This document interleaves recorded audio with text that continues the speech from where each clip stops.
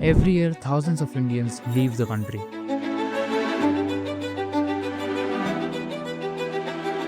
Not because they hate it, but because they've stopped believing that this country will ever change. They say it's for a better future, but let's be real, something is making people run. And before you type, bro hates India, it's not about hating, it's about understanding why some of the brightest minds in a country don't see a future here. And the question isn't should you leave India, it's about what's happening here that's making people even ask that. In 2023 alone, more than 2 lakh Indians gave up their citizenship. That's not a stat, it's an entire city leaving the map. And it's not just rich, skilled workers, students, families, everyone is finding their exit. You scroll LinkedIn and half of your batchmates are in Dubai, Germany, USA, and the rest are planning to go. Something's off. Let's start with the obvious: career. Try telling 22-year-old freshly graduated student that hard work pays off. They will laugh, because in reality it's not about skills, it's about connections. Remember the case where a doctor in Delhi took his own life after being denied promotion for years despite topping exams. That story didn't trend very long, but it's one of the many. Secondly, there's safety.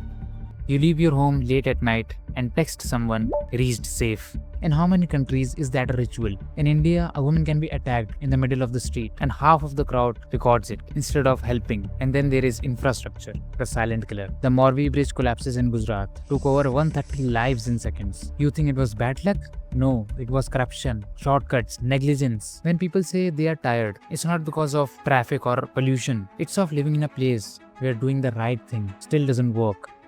And then there is something nobody wants to talk about: civic sense. You don't need a policy or a government order to throw trash in a bin, to follow traffic lights, or to not be on a wall. But somehow, basic discipline feels like a luxury here. We blame the system, but half of the chaos is us. People will honk at a red light,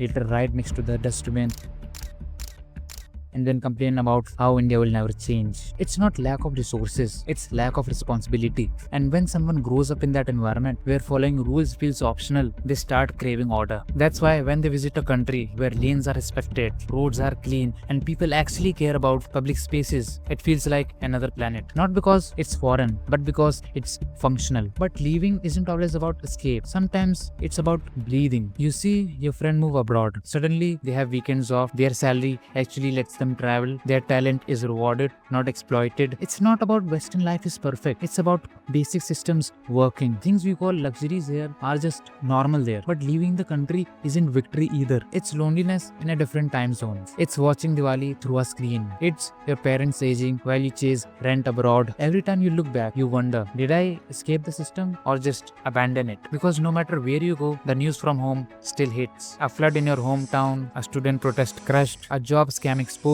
and you realize the problems you left behind still exist, just without you. So should you leave India? Maybe or maybe not. That depends on why. If you're leaving because you have given up, you'll never be satisfied anywhere. If you're leaving because you want to grow, learn, and come back stronger, that's different. The problem isn't people are leaving, it's the ones who can fix things are. So before you pack your bags, ask yourself, are you escaping India or escaping the version of yourself that this system created? In the end, it's all about perspective. Yours, mine, and the one we choose to believe.